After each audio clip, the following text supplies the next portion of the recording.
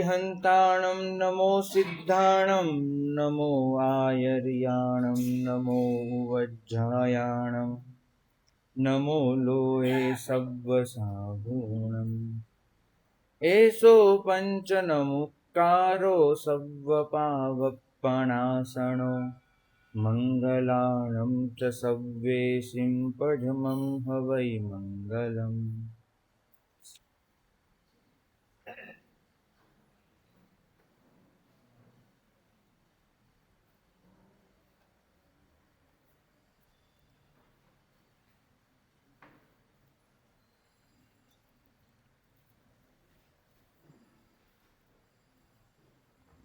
शांति शांति शांति।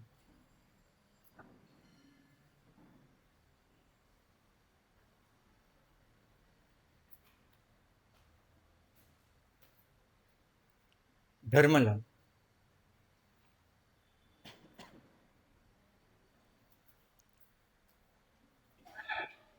એક બીજની અંદર મોટું વૃક્ષ છુપાયેલું હોય છે. બીજની અંદર થડ હોય છે, ડાળ હોય છે, પાંદડા હોય છે, ફૂલ, ફળ અને અસંખ્ય નવા બીજ, બધું જ એક બીજની અંદર હોય છે. પણ આ બધું કેવી રીતે હોય છે? સંભાવના રૂપે. તમે જોઈ ન શકો. તમે એક બીજને ખોલીને જુઓ તો અંદર તમને થડ, ડાળ, પાંદડા, ફળ, ફૂલ અને અસંખ્ય નવા બીજ એ દેખાય ખરા? અને છતાં પણ હોય છે. અને બીજની અંદર આ બધું સુરક્ષિત કેમ રહે છે? કેમ કે બીજની આસપાસ એક કવચ હોય છે, જે કવચ બીજની અંદર રહેલી આ બધી સંભાવનાઓને સાચવી રાખે છે, જાળવી રાખે છે. જો એ કવચ ન હોય તો બીજની અંદર રહેલી આ બધી જ વિકસવાની યોગ્યતા નષ્ટ થઈ જાય, બીજ નંદવાઈ જાય. પણ ભાગ્યશાળી એ જ બીજને આપણે જ્યારે જમીનમાં દાટીએ, એને યોગ્ય પાણી, ખાતર, હવા, માટી આ બધું મળે, અને છતાં પણ જો કવચ અકબંધ રહે તો બીજમાંથી અંકુરો ફૂટે ખરો? નહીં. જે કવચ અત્યાર સુધી બીજની સંભાવનાઓને સાચવી રાખતું હતું, એ જ કવચ જો તૂટે તો જ પેલો અંકુરો બહાર આવે. તો બીજની અંદર રહેલી સંભાવનાઓને પ્રગટ કરવા માટે કવચનું તૂટવું જરૂરી છે. હવે બીજ એમ કહે કે મારું કવચ મને વહાલું, કેમ કે આ કવચે જ મને સાચવી રાખ્યું, હું કવચને તૂટવા ન દઉં, તો બીજ પ્રગટે ખરું? બીજ ફાટે તો ફૂટે, બીજ ફાટવાનું છોડી દે તો ફૂટી ન શકે. તો ભાગ્યશાળી બે જ વસ્તુ હોઈ શકે છે. કાં તો બીજ સુરક્ષિત રહે અને કાં તો બીજમાંથી વૃક્ષ બને. બીજ એમ કહે કે હું સુરક્ષિત પણ રહું અને મારામાંથી વૃક્ષ પણ બને, તો બે વસ્તુ તો નહીં બને. એને એક પસંદગી કરવી પડશે. તો પ્રભુ કહે છે આ ઉદાહરણ આપીને કે બીજ મટે છે તો એની અંદર રહેલું વિરાટ પ્રગટે છે. બીજે મટવું પડે પોતાની અંદર રહેલા વિરાગને પ્રગટાવવા માટે. એ જ રીતે પામર મટે તો એની અંદર રહેલું પરમ પ્રગટે. પામર એમ કહે કે મારે મારી બધી જ ઓળખાણો સાચવી રાખવી છે, મારે મારું કશું જતું નથી કરવું, આ બધું જે પણ મારું છે તે દરેક વસ્તુ મારી રહેવી જ જોઈએ, તો પછી એની અંદર રહેલું પરમ ક્યારેય નહીં ફૂટે, ક્યારેય નહીં પ્રગટે. બીજે પોતાનું કવચ ખતમ કરવું પડે તો જ વૃક્ષ બને. પામરે પોતાની ઓળખાણોને ખતમ કરવી પડે તો જ એ પરમ બની શકે. ભાગ્યશાળી પ્રભુ કહે છે કે પામરનો અર્થ નાનો કે નકામો નથી. પામરનો અર્થ એ નહીં લેતા કે જે નાનો છે, જે નકામો છે, એવો અર્થ નથી થતો. પામરનો અર્થ થાય છે મારી સીમિત ઓળખાણ, મારી જે બાંધેલી મારી દુનિયા છે એ પામરતા છે. હું માત્ર શરીર છું, આ મારી પામરતા, આવી વિચારધારા. મારું આ નામ છે અને એ મારી ઓળખાણ છે. નામ સાથે જોડાયેલી બધી બાબતો મારી પામરતા છે. મારી સમાજમાં આટલી પ્રતિષ્ઠા છે જેને મારે કોઈ પણ ભોગે સાચવવાની છે, આ પામરતા છે. સફળતામાં ફૂલાઈ જવું અને નિષ્ફળતામાં નંદવાઈ જવું, આ મારી પામરતા છે. પ્રભુ કહે છે કે મારા વિચારો એમાં કોઈ પણ પરિવર્તન લાવવા હું તૈયાર ન હોઉં, વિચારો મારો આગ્રહ બની જાય, એ મારી પામરતા છે. અને હું એમ માનું કે બીજા કરતા હું ઊંચો છું, બીજાથી અલગ છું, એ મારી પામરતા છે. તો પામર એટલે નાના કે નકામા હોવું નહીં. પામરતા એટલે પોતાના આગ્રહોને જતા ન કરવાની તૈયારી, પોતાની ઓળખાણોને સાચવી લેવાની ભયંકર મજબૂરી, પોતાનું નામ, પોતાના વિચારો, પોતાનું શરીર, એ બધા માટેનું અપાર લગાવ અને બંધન, અને સૌથી વધારે બીજાને પોતાનાથી નીચા ગણવા અને પોતાની જાતને ઊંચો ગણવો, એ પામરતા. આ પામરતા સંસારમાં ખપની છે. જેમ એક બીજ માટે સાચવી લેવા માટે કવચ જરૂરી છે, એમ આ બધી જ પામરતા કદાચ સંસારમાં તમને ખપ લાગતી હશે, ના નથી મારી. પણ જો તમે એ પામરતાના સીમાડાને ઓળંગીને અંદરના પરમને પ્રગટાવવા માંગો છો, તો તમારે એ જ બધા કવચ એને ખલાસ કરવા પડે. અને ખલાસ કરીને જ તમે ત્યાં સુધી પહોંચી શકો કે જે બનવા ખરેખર તમે જન્મ્યા છો. ભાગ્યશાળી બીજ પોતાને બચાવી રાખે તો બીજ બને. બીજ પોતાની જાતને કુદરતને અર્પણ કરી દે તો વૃક્ષ બને. એક માણસ પોતાની જાતને બચાવી રાખે તો માણસ રહે. પણ એ જ માનવ પોતાની જાતને જો અર્પણ કરી દે તો મહામાનવ બને. મહાવીર સ્વામી મહામાનવ કહેવાયા કેમ કે એમને કુદરતના ખોળે પોતાના અસ્તિત્વને સમર્પી દીધું. એમને પ્રકૃતિ સાથે પોતાનો તાલમેળ બેસાડી દીધો. એ પ્રકૃતિના સ્વામી ન બન્યા, એ પ્રકૃતિના ગુલામ પણ ન બન્યા, પ્રકૃતિના મિત્ર બન્યા. અને પરિણામે આવ્યું કે પોતે જીવતે જીવ મરી ગયા. એમ કહેવાય છે કે યોગીની ઓળખ શું? તો જીવતે જીવ મરી જવું. બે રીતે મરી શકાય. જીવતે જીવ પણ બે રીતે મરી શકાય. એક, તમારામાં હવે પછી નવું કશું કરવાનો ઉત્સાહ જ ન રહે. જ્યાં છો ત્યાં તમે એકદમ સ્ટેડી ફ્રીઝ થઈ જાઓ, સ્ટોપ થઈ જાઓ, તો પછી શ્વાસ ચાલુ રહે પણ તમે મરી ચૂક્યા છો. એવા લોકો માટે ગુજરાતીમાં શબ્દ છે મળદાલ. મળદાની જેમ ચાલતા હોય, મળદાની જેમ જીવતા હોય, એને શું કહેવાય? મળદાલ. અને બીજા હોય છે યોગી. જીવતા હોય પોતાની બેફિકરાઈમાં, ફકીરીમાં, પણ સંસાર માટે મરી ચૂક્યા હોય. તો એવા લોકો માટે શબ્દ છે આત્મરામ.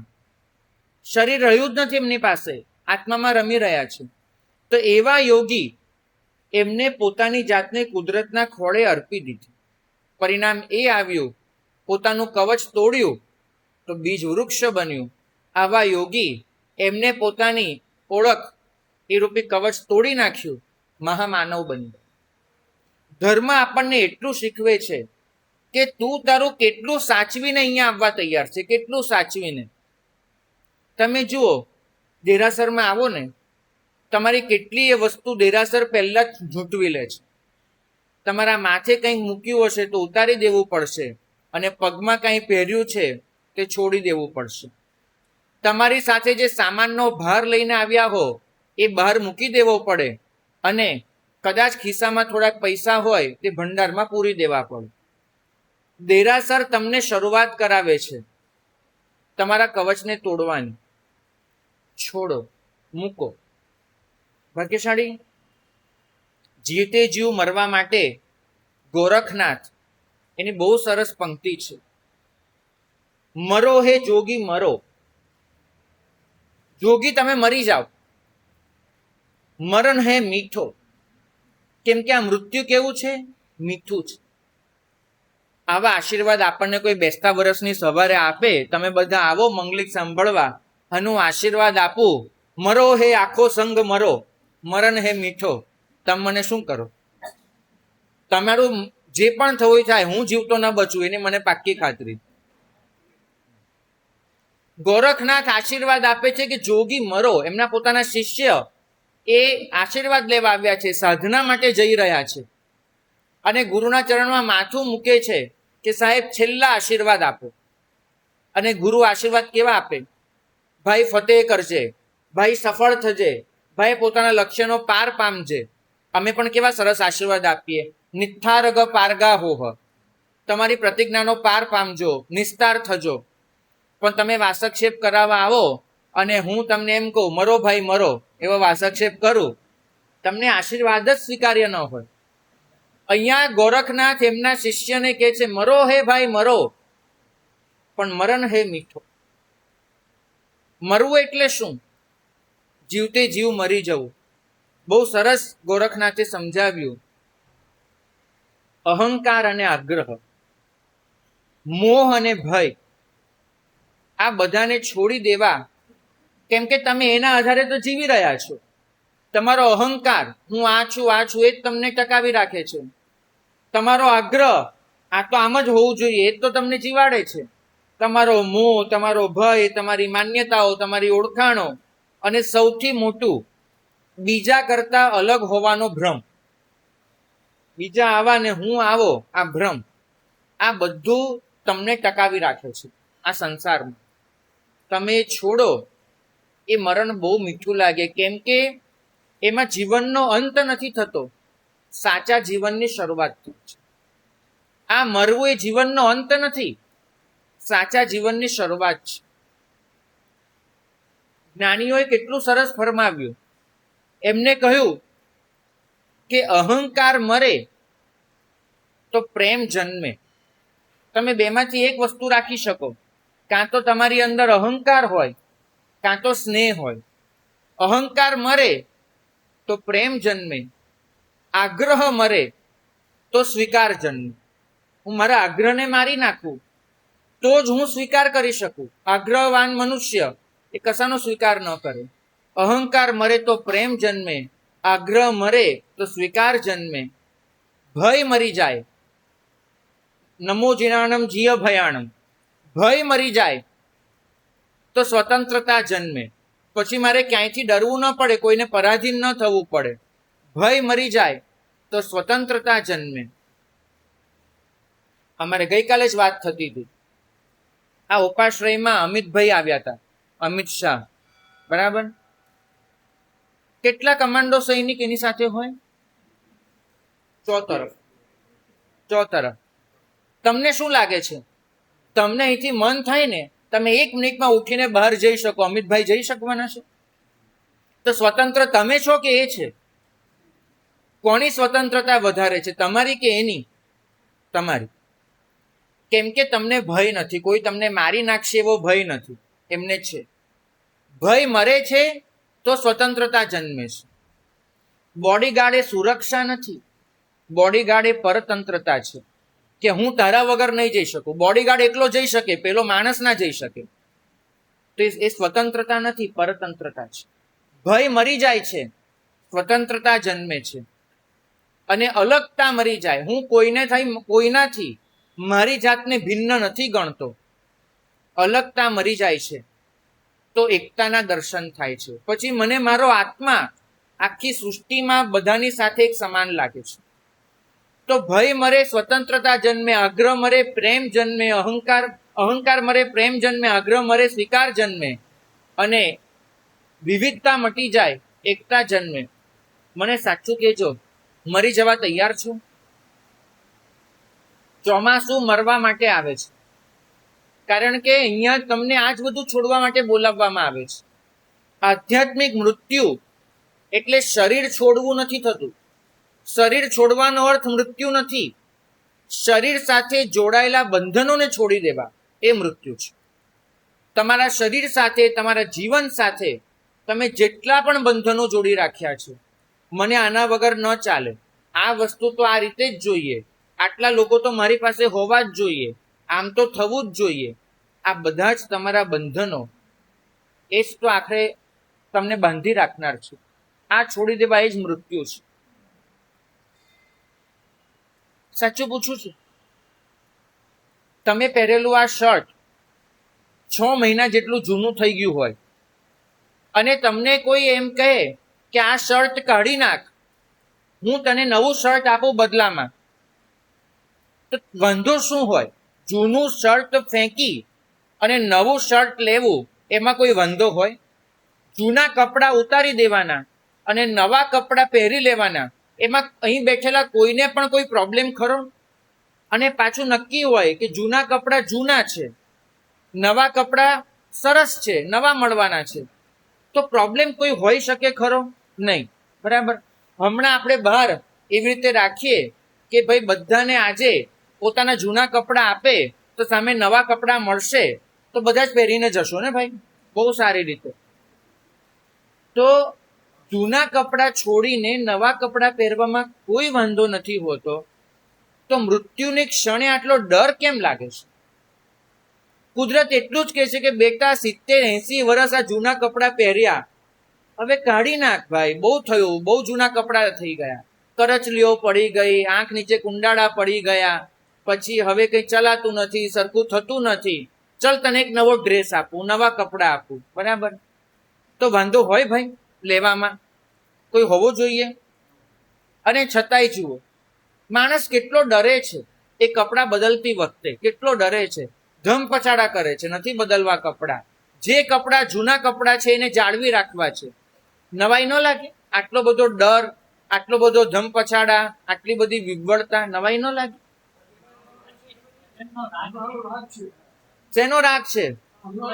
જૂનાનો રાગ છે. સાચું કહું, જૂનાનો રાગ કરતા નવામાં શું મળશે ને એ ખબર નથી હોતી, એ અનિશ્ચિતતા છે, ભરોસો નથી. આમાં કેવું છે, અમે એક પ્રયોગ કર્યો હતો. અમારી એક શિબિર હતી, 25 બાળકો આ હોલમાં બેઠા હતા. બરાબર. બધા બાળકોને અમે એમ કીધું કે અહીંયા બધાને 20-20 રૂપિયાની પ્રભાવના મળવાની છે. આ હોલમાં જેટલા બાળક છે બધાને 20 રૂપિયાની પ્રભાવના મળશે. પણ આ દરવાજામાંથી બહાર જાઓ અને દિવાલની પાછળ એક રૂમ છે, એ રૂમમાં શું રાખ્યું છે એ નક્કી નથી.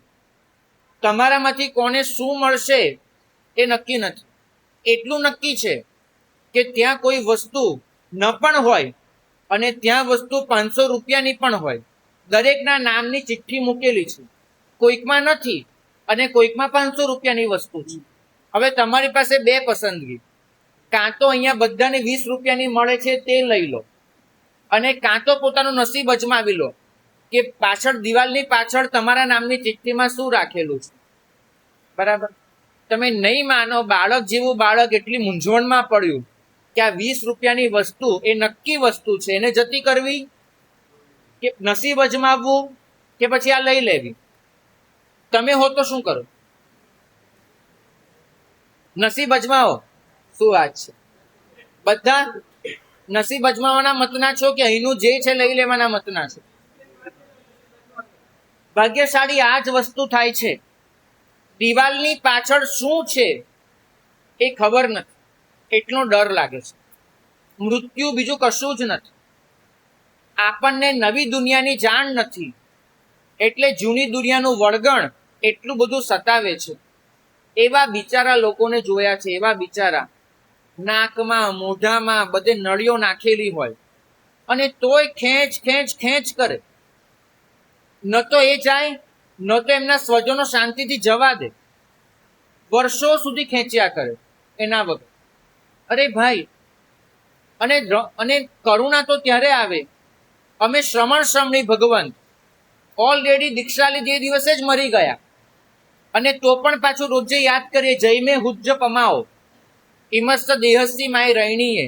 એક વખત તો ઓછામાં ઓછું મૃત્યુને રોજે રાત્રે યાદ કરીએ, અને તો પણ એ મહાત્માઓને જો બસ ખેંચ્યા જ કરે, જીવન ખેંચ્યા જ કરે. સ્વસ્થતાથી મૃત્યુને સ્વીકારી લેવાની કોઈ તૈયારી નહીં. આપણને એક ઉંમરે સમજાઈ જાય છે કે હવે આપણે આ સંસાર માટે નકામા બની ચૂક્યા છીએ. ન તો આપણે આરાધના કરી શકવાના છીએ, ન તો વિશેષ સાધના કરી શકવાના છીએ. હવે આ જીવન એનો કોઈ જાજો અર્થ રહ્યો નથી. સાધુ ચિકિત્સા કરાવે, સાધુ દવા કરાવે, પણ ક્યારે કરાવે? શાસ્ત્રની એક અફર શરત છે. સાધુ પોતાનો જીવ બચાવવાનો પ્રયત્ન ક્યારે કરે? એક જ સંજોગોમાં કરે. દવા લીધાથી જેટલી વિરાધના થઈ એના કરતા હું જીવીને વધારે આરાધના કરી શકવાનો હોઉં તો જ મારે દવા લેવાય. નિયમ અફર છે. હું ઔષધ કરું એમાં જેટલી વિરાધના થાય છે, હું સાજો થયા પછી એ વિરાધનાના બદલામાં એનાથી વધારે આરાધના કરી શકવાનો હોઉં તો જ મારે ઔષધ લેવાનું, નહીં તો શાંતિથી જીવ આપી દેવાનું. બે જ રસ્તા છે મારી પાસે. હવે નક્કી જ હોય, ઉંમર એટલી થઈ ચૂકી છે, હવે આ શરીરથી કોઈ જ આરાધના થઈ શકે એમ નથી, તો છોડી દેવામાં, મૃત્યુને સ્વસ્થતાથી સ્વીકારી લેવામાં પ્રોબ્લેમ શું? પણ માણસ ગમે તેટલું બોલે, એના મનમાં નક્કી હોય છે કે આ શરીર છે તો હું છું. આ શરીરને કપડાં નથી ગણતો, શરીરને અસ્તિત્વ ગણે છે. અને પરિણામ એ આવે છે કે કપડાં જેટલી સરળતાથી આ શરીરનો ત્યાગ નથી થતો. એનાથી નક્કી કરજો, અમે વેન્ટિલેટર પર નહીં મરીએ, મૃત્યુને સ્વસ્થતાથી સ્વીકારી લઈશું. આ બહેનો, ઘણા બહેનો એવા હશે, આવતીકાલે આદ્રા નક્ષત્ર હોય ને, કેરી આજે છોડી દો. આદ્રા આવીને શું કેરી છોડાવતી હતી? હું સામેથી છોડી દઈશ. બરાબર, એવો તમારી સાહસ હોય છે ને, મક્કમતા. આદ્રા શું છોડાવે? હું છોડી દઈશ. તો એ જ વસ્તુ આમાં રાખવાની કે એ મને શું રહી જતો તો હું આપી દઈશ. ભાગ્યશાળી આ જો અભિગમ હોય ને, તો તમે બિચારા નહીં બનો. તમને ખબર હોવી જોઈએ કે આ શરીર એ તો હું છું જ નહીં. મારી પાસે મન છે, હું મન નથી. ફરક સમજજો, મારી પાસે મન છે, હું પોતે મન નથી. મને વિચારો આવે છે અને વિચારો જાય છે, પરંતુ હું પોતે વિચારોથી અલગ છું. મારી ભૂમિકાઓ બદલાય છે, પણ મારું મૂળ અસ્તિત્વ એ નથી બદલાતું. પર્યાયો બદલાતી જાય, અલગ અલગ અવસ્થાઓ આવતી જાય, ભૂમિકાઓ બદલાતી જાય, પણ જે દિવસે લાગે કે હવેની પર્યાય કામની નથી, બસ અલગ થઈ જવાનું. અસ્તિત્વ અને પર્યાય બે વચ્ચેનો ફરક સમજવો પડે. આ સમજણ જો હશે ને, મરણનો ભય ધીમે ધીમે ઓગળતો જશે. આ વસ્તુ તમને એટલે કહેવાની કેમ કે મારી સામે જે પરસદા બેઠી છે, એ પરસદામાં એવા અનેક લોકો છે કે જે લોકોએ પાછળ જેટલા વર્ષ મૂક્યા છે એટલા આગળ નથી. કદાચ આગમ તો એમ કે છે કે વધુમાં વધુ આયુષ્ય 120 વર્ષનું હોઈ શકે છે. અને મારી ભાવના છે કે તમે બધા એ 120 વર્ષ જીવો, એ વધુમાં વધુ આયુષ્યને તમે પાળો, એવી મારી ભાવના. પણ કદાચ જે સંજોગો છે દુનિયાના, એ જોતા એવું લાગતું નથી કે એટલું હોય. તો તમારામાંથી અનેક લોકો એવા છે જેમને પાછળ જેટલા વર્ષ મૂકી દીધા છે એટલા હવે પછી કદાચ નથી એમના સિલકમાં. તેવા સંજોગોમાં હવે જિંદગીની નહીં, મૃત્યુની તૈયારી કરવી જોઈએ. જિંદગીના પૂર્વાર્ધમાં જિંદગી વિશે વિચારો, જિંદગીના ઉત્તરાર્ધમાં મૃત્યુ વિશે વિચારો. જિંદગી સારી કેવી રીતે બને, જિંદગી સ્વસ્થ, સુખી, સમૃદ્ધ કેવી રીતે બને, એના માટે ઘણું વિચાર્યું. હવે એ વિચારવાનું છે કે મૃત્યુ સમાધિ કેવી રીતે બને. જિંદગીની સ્વસ્થતા તમે કરી લીધી, એટલું નક્કી માનજો. જન્મ જરા મૃત્યુ બોલીએ છીએ ને, એમાંથી બે વસ્તુ આપણા હાથમાં નથી હોતી. જન્મ તમારા હાથમાં નથી. ક્યાં, ક્યારે, કેવી રીતે, કોના ઘરે જન્મવું તમારા હાથમાં હતું? જે મળ્યું તે દરેકે સ્વીકારી લીધું છે. અને એ જ રીતે મૃત્યુ પણ તમારા હાથમાં નથી. જ્યારે આવે સ્વીકાર કરવાનો છે. તો તમારા હાથમાં શું છે? ન આ છેડો છે, ન આ છેડો છે. તમારા હાથમાં તો વચલો સમય છે, જિંદગી.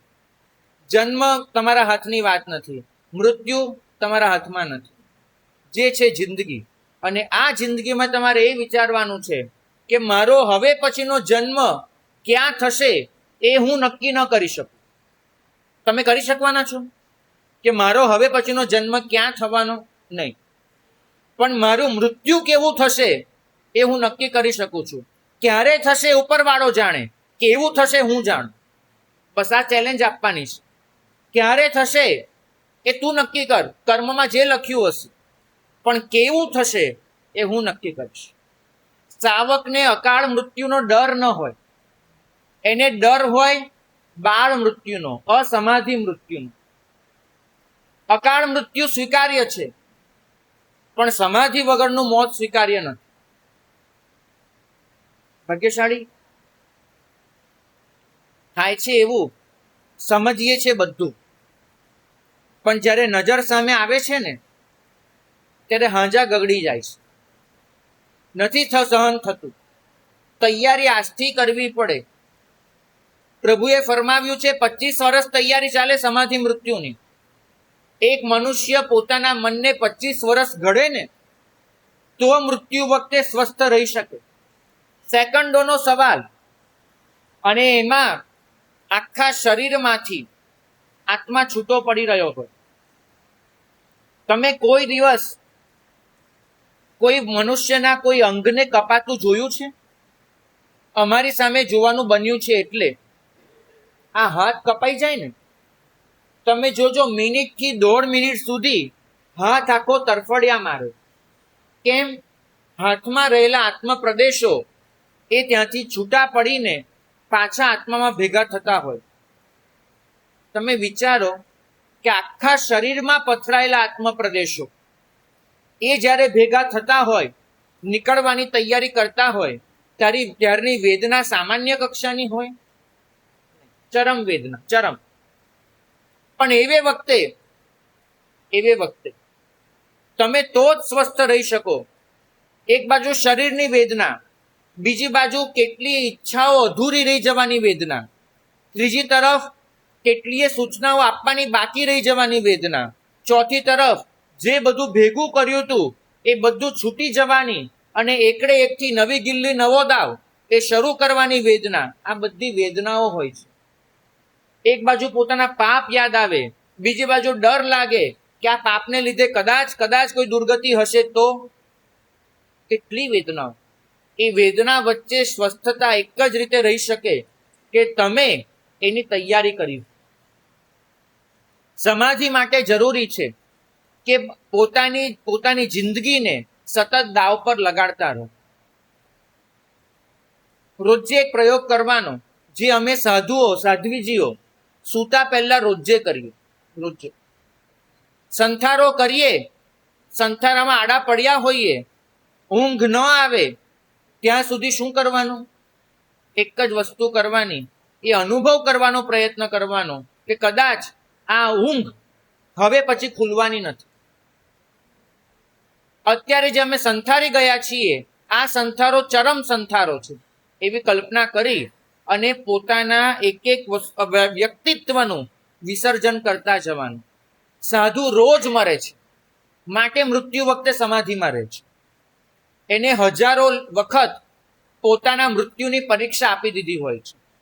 અમને સ્કૂલમાં એવું કરાવતા હતા, એન્યુઅલ એક્ઝામ આવે ને એ પહેલા અમને લઈ જાય ક્લાસરૂમમાં અને એવી રીતે બેસાડે કે જાણે તમે એક્ઝેક્ટ એ રીતે જ પરીક્ષા આપી રહ્યા છો.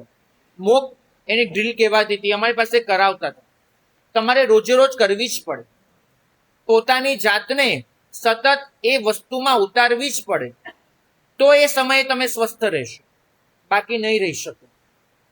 એક વખત કલ્પના કરી જુઓ કે તમારી બધી જ ઓળખાણો પૂરી થઈ જાય છે, તમારો બધો જ અહંભાવ છૂટી જાય છે, તમારા બધા જ આગ્રહો, માન્યતાઓ, ધારણાઓ રહી જાય છે. અહીંયા તમે બધું જ ભેગું કરેલું પાછળ મૂકી દેવાનું છે અને તમારે બધું જ છોડીને ચાલી નીકળવાનું છે. તૈયાર છો? આ ક્ષણે તૈયાર છો? જો આ ક્ષણે ન હોય ને તો તે ક્ષણે પણ નહીં હોઈ શકે. તૈયારી કરી દો. કોઈ પણ દિવસ મૃત્યુ આવીને કહે કે ભાઈ તૈયાર, આપણે કહેવાનું અરે ચલ તૈયાર છું ભાઈ, આવી જવા. જો આ શબ્દ નીકળ્યો ને મોઢામાંથી તો નક્કી માનજો કે તમારું મૃત્યુ સમાધિ બની જવાનું. સમય માંગવો ન પડે મૃત્યુ પાસે કે મને થોડોક સમય આપો, માંગવો ન પડે.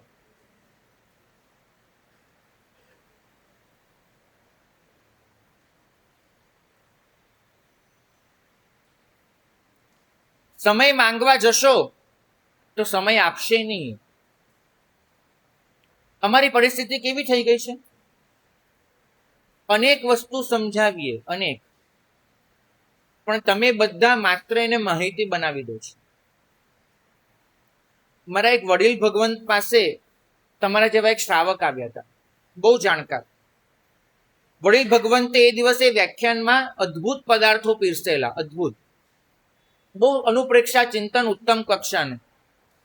પેલા શ્રાવક આવ્યા અને મારા વડીલને આવીને કહ્યું કે ભગવંત, ખાનગીમાં એક વાત કરવા આવ્યો છું.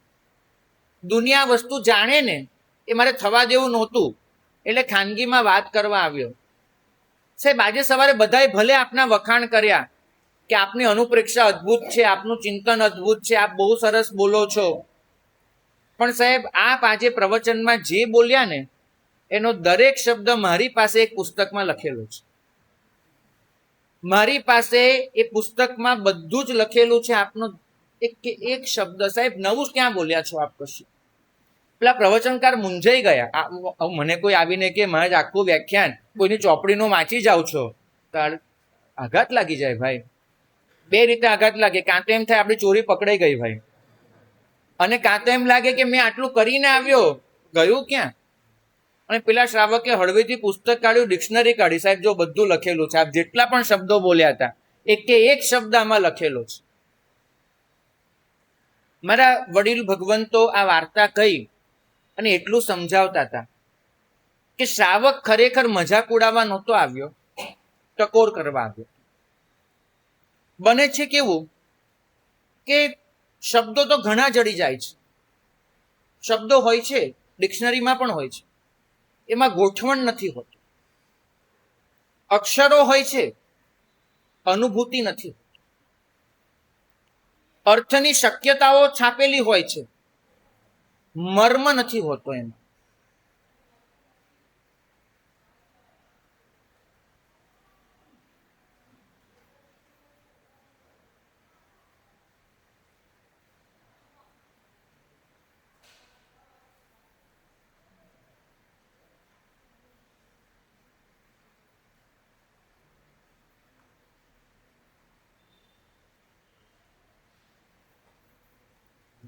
માહિતી હોય છે, જીવંતતા નથી હોતી.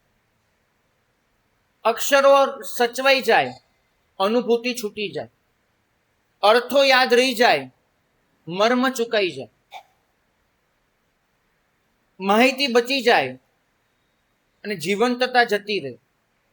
તો સમજવું કે શબ્દો માત્ર ખોખા બનીને રહી ગયા. ખોખા માટે ગુજરાતી શબ્દ છે બારદાન, એને બારદાન કહેવાય. અને આ શબ્દ એ એવા લોકો માટે પણ વપરાય છે કે જે લોકો માત્ર શબ્દોને વળગે છે, અંદરના મર્મને ભૂલી જાય છે. નાના હતા ને ગરબડ કરી દેતા હતા તો અમારા દાદા દાદી અમને એમ કે સાવ બુદ્ધિનો બારદાન છે. તે દિવસે બારદાન એટલે શું એ સમજાતું નહીં હતું. તમે કોઈ સાંભળ્યું છે મારી જેમ? સારું, આજના છોકરાઓના નસીબમાં તો હોતું પણ નથી આવું બધું, પણ અમે તો સાંભળેલું. તો બુદ્ધિનો બારદાન છે. બારદાન એ વસ્તુ શું છે એ સમજતા બહુ વખત વીતી ગયો.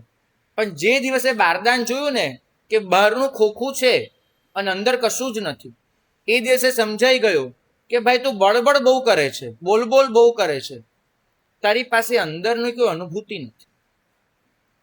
શબ્દ જાણવો અને એનો મર્મ જીવવો બહુ અલગ વસ્તુ છે. હું કેટલાક શબ્દ બોલું છું, તમને બધાને એનો અર્થ ખબર છે કે નહીં એટલું ખાલી તમારે હા કે નામાં કહેવાનું છે. બરાબર, જેને ખબર હોય હા પાડજો. અહિંસા, હા કે ના બોલવાનું, તમને અર્થ ખબર હોય તો હા. 2-3 જણને જ ખબર છે, બધાને. સમતા, ક્ષમા, ધ્યાન, અનાસક્તિ, કરુણા, શરણાગતિ, તો મારે વ્યાખ્યાન શેના માટે વાંચવાનું છે? તમને આટલી ખબર છે તો હું વ્યાખ્યાન શેના માટે વાંચું? તમને આ શબ્દોના અર્થ ખબર છે, આ બધું જ જીવનમાં હોવું જોઈએ એ પણ ખબર છે, આ જીવનમાં કેવી રીતે આવે તે પણ ખબર છે, આ લાવ્યા વગર ચાલવાનું નથી તે બી ખબર છે, અત્યારે નથી એ પણ ખબર છે, તો પછી શું ખબર નથી કે જેના માટે હું અહીંયા બેસું? ભાગ્યશાળી શબ્દો બહુ ભેગા કરી લીધા, બહુ જ કરી લીધા, મર્મ ચુકાઈ ગયો છે. અમારે ત્યાં શ્રમણ ભગવાન તો ભેગા મળે ને, કોઈ વખત કંઈક બીજી વાતો નીકળી જાય ઉપરના લેવલ પર, પણ લગભગ અમારા લેવલ પર તો એક જ વસ્તુ હોય, કેટલું ભણ્યા, શું ચાલે છે વગેરે. અને શ્રમણ ભગવંતો પાસે જે લિસ્ટ હોય ને એમને ભણેલા ગ્રંથોનું, હું તો ખરેખર ડરી જાઉં છું. કેમ કે મેં તો એટલું મોટું લિસ્ટ, એટલા પુસ્તકો વાંચ્યા જ નથી, એટલું તો હું ભણ્યો જ નથી, તો ખરેખર ડર લાગે. પણ મને ખબર છે કે શબ્દકોશમાં ધારો કે ખાંડ શબ્દ છાપેલો છે, મીઠાશ થોડી મળવાની એનાથી. શબ્દકોશમાં અગ્નિ શબ્દ છાપેલો છે, ઉષ્મા ત્યાં થોડી જળવાની છે. પાણી શબ્દ હોઈ શકે ડિક્શનરીમાં, તરસ બુઝાવવાની શક્તિ તો એમાં ન જ હોય ને. અને એ જ રીતે હું ગમે તેટલા આધ્યાત્મિક શબ્દો ગોખી લઉં, વાંચી લઉં, ભણી લઉં, મર્મ ક્યાં, જીવંતતા ક્યાં, અનુભૂતિ ક્યાં? તો આપણી ખોજ શબ્દની નહીં, શબ્દના અર્થની હોવી જોઈએ, અને અર્થની પાછળ રહેલા મર્મને પકડવાની હોવી જોઈએ. અક્ષરો કેટલા યાદ રહ્યા તેનો ઝાઝો અર્થ નથી, અનુભૂતિ કેટલી સચવાઈ મતલબ તો એનો છે. માહિતી કેટલી ભેગી થઈ બહુ ઝાઝો ફરક નહીં પડે, પણ એ માહિતીમાંથી પરિણમન કેટલું થયું તે બહુ મહત્વનું છે. એટલું યાદ રાખવાનું કે ભોજન વિશે ગમે તેટલું જાણી લો, પેટ ભરાય ખરું? હોટલમાં જઈને આખું મેનુ કાર્ડ ગોખી આવો એટલે તમારું પેટ ભરાઈ જાય એવું થાય? તમે કલાક સુધી હોટલમાં બેસી રહો અને આખું મેનુ કાર્ડ જોઈ લો અને દરેક વસ્તુ નક્કી કરો, હો આ વાનગી કેવી રીતે બની હશે, આટલું પાણી, આટલા આ. તમે આખા મેનુ કાર્ડનો એકદમ ડિટેલમાં સ્વાધ્યાય કરી જાઓ એટલે પેટ ભરાઈ જાય? તેનો મતલબ તમે એક આખો ગ્રંથ વાંચી જાઓ એટલે તમે પામી ગયા? નહીં બને. પમાશે તો કે કોળિયો અંદર જશે.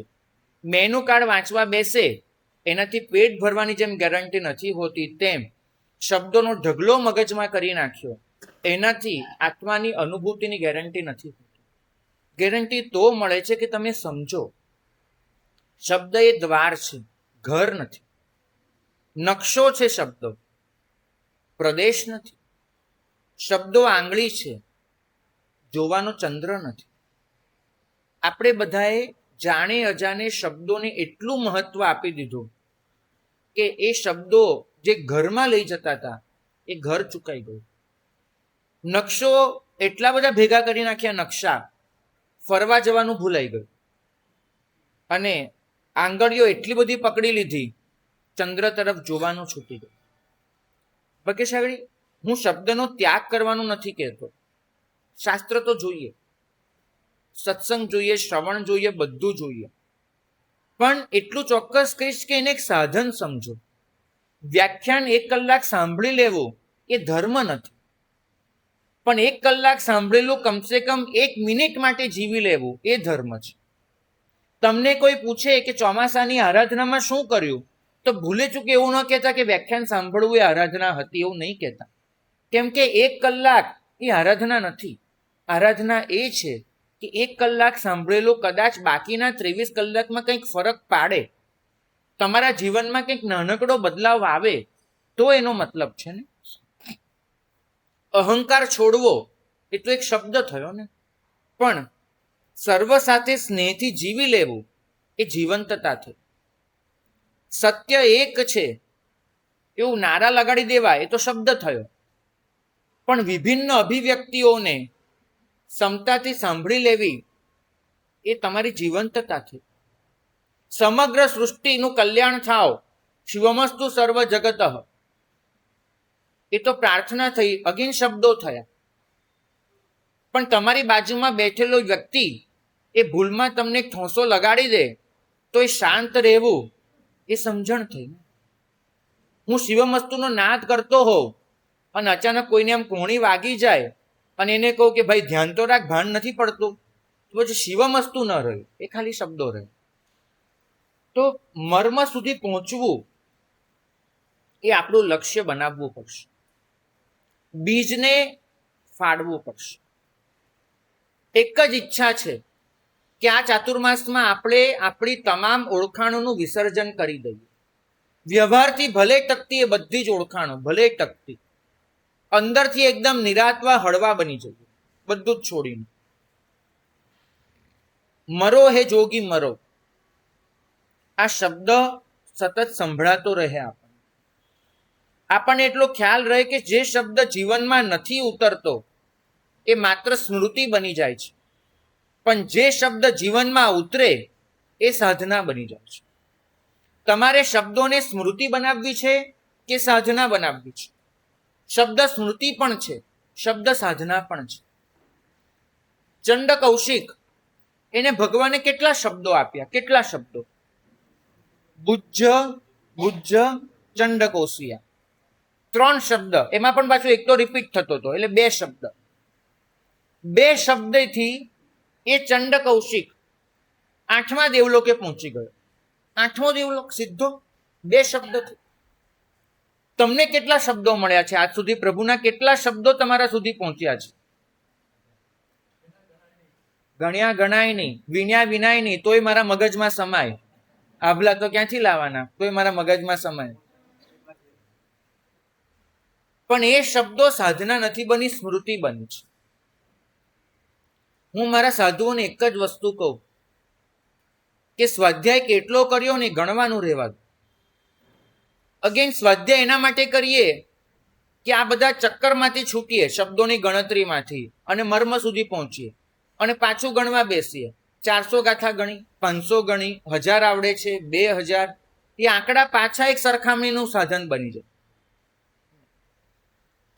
શબ્દોને ઓગળી જવા દો. 2 શબ્દથી જો ચંડ કૌશિકનું કલ્યાણ થયું તો મારું કમસે કમ 2 લાખ શબ્દોથી તો થવું જોઈએ ને. પણ એ શબ્દો સ્મૃતિ નહીં, સાધના બને તો. ભાગ્યશાળી આધ્યાત્મિક યાત્રા એક બીજ જેવી હોય છે. એ બીજ એને શ્રદ્ધાથી વાવવું પડે. પહેલા તો એ બીજને શ્રદ્ધાથી વાવવું પડે. એમાં નિયમિત રીતે સાધનાનું પાણી પીવડાવવું પડે. પહેલા શ્રદ્ધાથી એ વવાય, સાધનાનું પાણી સતત પીવડાવાય, પછી એના અંકુરો ફૂટે એની ધીરજથી રાહ જોવી પડે, તો પછી ધૈર્યથી રાહ જોવી પડે. વારંવાર પરિણામ આવ્યું કે નહીં એ તપાસવાનું બંધ કરવું પડે. અને પછી શું થશે? અંદરનું કવચ ધીમે ધીમે તૂટશે, અહંકારની કાંચળીઓ ઉતરશે, જૂની માન્યતાઓના પાંદડા ખરી પડશે. તમે બધા જ સાથે એક સ્નેહ ભાવથી જીવવાનું શીખશો. સત્યની અનેક અભિવ્યક્તિ હોઈ શકે છે, એ તમે સમજતા જશો. શબ્દોથી આગળ વધીને મર્મનો અનુભવ કરશો. ભાગ્યશાળી આ પ્રભુનો પરમ પ્રેમ કોઈ પામે ને, તો એ પરમ પ્રેમને કોઈ ભક્ત કવિ હોય, કોઈ ભક્ત હૃદય, એ પોતે એ પ્રેમમાં ગુલતાન બનીને વ્યક્ત કરે. કોઈકને સત્ય એવું સમજાઈ જાય કે ગ્રંથ રચના કરે, કોઈકને એ સત્ય એવું પરિણમી જાય કે ગુફા પકડી લે, કોઈકને એ સત્ય એવું તો મન ભાવી જાય કે સત્યના જેટલા પણ ઉપાસકો હોય એની વયાવચમાં જોડાઈ જાય. તો આખરે તો બધા સત્યને જ ચાહી રહ્યા છે, પણ દરેકે પોતાની ભૂમિકાએ એને ચાહી લેવાનું છે. તમે કલ્પના કરો, યશો વિજયજી મહારાજ, ઉપાધ્યાય યશો વિજયજી મહારાજ, એવી એક કલ્પના કરો. તમારા મનમાં કેવું ચિત્ર આવશે? કાગળ લઈને બેઠા છે, પેન હાથમાં પકડી છે અને લખી રહ્યા છે. આવું જ ચિત્ર તમારી સામે આવશે. હવે હું તમને એક એવું ચિત્ર ધારો કે દોરીને બતાડું કે યશો વિજય મહારાજ ભગવાન સામે બેઠા હોય અને આમ કરીને ભક્તિ કરતા હોય, એવું ચિત્ર તમને દેખાડું. તમારા ગળે ઉતરશે યશો વિજયજી મહારાજ? એ ઉતરવાના છે? નહીં ઉતરે. તમને એક એવું ચિત્ર દેખાડું કે યશો વિજય મહારાજ આમ આનંદઘનજી મહારાજની જેમ ગુફામાં પુરાઈ ગયા છે, તમારા ગળે ઉતરશે યશો વિજયજી મહારાજ? નહીં. તમને એવું ચિત્ર દેખાડું કે એક સરસ પ્રતિષ્ઠા છે અને યશુ વિજયજી મહારાજ હાથમાં આમ પેલી સળી લઈને ઊભા છે અને પ્રભુની અંજન શલાકા કરી રહ્યા છે. તમારા ગળે ઉતરશે યશુ વિજયજી મહારાજ? નહીં ઉતરે. તમને એક એવું ચિત્ર દેખાડું કે એક સરસ છલીપાલી સંઘ નીકળ્યો છે અને એના મોખરે દાંડો લઈને યશુ વિજય મહારાજ ચાલી રહ્યા છે. તમારા ગળે ઉતરશે યશુ વિજયજી મહારાજ? નહીં. તમને એક એવું ચિત્ર દેખાડું, યશુ વિજય મહારાજ બેઠા છે અને એમ કે છે સ્વાહા મંત્ર પાઠ કરીને પૂજન કરાવે છે. તમારા ગળે ઉતરશે? યશો વિજયજી મહારાજ એટલે યશો વિજયજી મહારાજ રહ્યા કેમ કે એમને એના સિવાય કંઈ બનવું નહોતું. યશો વિજયજી બની રહેવા માંગતા હતા. તમે શું કરો છો? ગંગાએ ગંગાદાસ, જમનાએ જમનાદાસ, જે તમને જોયું બધે જ ચાલી નીકળો છો. નહીં. તમે એ તપાસો તમે શેના માટે જન્મ્યા છો. આનંદગંજી લોકોની વચ્ચે આવીને બેસશે ને તો ખોટું છે અને યશો વિજય મહારાજ ગુફા પકડી લેશે ને તો ખોટું છે. બંને એકબીજાના પ્રગાઢ મિત્રો છે. બંને એકબીજાના વખાણના કેટલાય પદ લખેલા છે. બંને એકબીજા પાસેથી ઘણું પામ્યા છે અને બંને પોતાની વેવલેન્થ એટલી મેચ કરી રાખી છે કે અનેક પંક્તિઓ શબ્દશઃ બંનેની સરખી મળે છે. અને છતાં પણ બંને એકબીજાના અસ્તિત્વમાં દખલગીરી નથી કરી. બંને પોતીકું સાચવી રાખ્યું છે. ચાતુર્માસ આપણને એ જ સાધના શીખવાડે છે કે તમે નક્કી કરો કે તમારું કલ્યાણ શું અને એ માર્ગ પકડી અને એ માર્ગે આગળ વધી જાઓ. હાલક ડોલક ન થાવ, સંઘર્ષમાં ન ઉતરો. એટલું જ સમજો કે એક જ સત્ય અનેક રીતે પમાય છે, પણ મારા માટે એ સત્યને પામવાની એક જ રીત છે કે જેના માટે હું જન્મ્યો છું. જો આટલું આવી ગયું ને તો તમે પોતાની સીમિત ઓળખ છોડી અને વિરાટ તરફ આગળ વધશો. ભાગ્યશાળી જો બીજ મટે તેમાં એને કંઈ નુકસાન નથી, ઉપરથી વૃક્ષ બનવા મળે છે. તમે મટી ગયા તેમાં નુકસાન કશું જ નથી. તમે પરમ બની જવાના છો. તો આપણી આ એક નાનકડા ચૈતન્યમાંથી વિશાળ ચૈતન્ય બનવાની યાત્રા સતત ચાલુ રહે એ જ મંગલ કામના.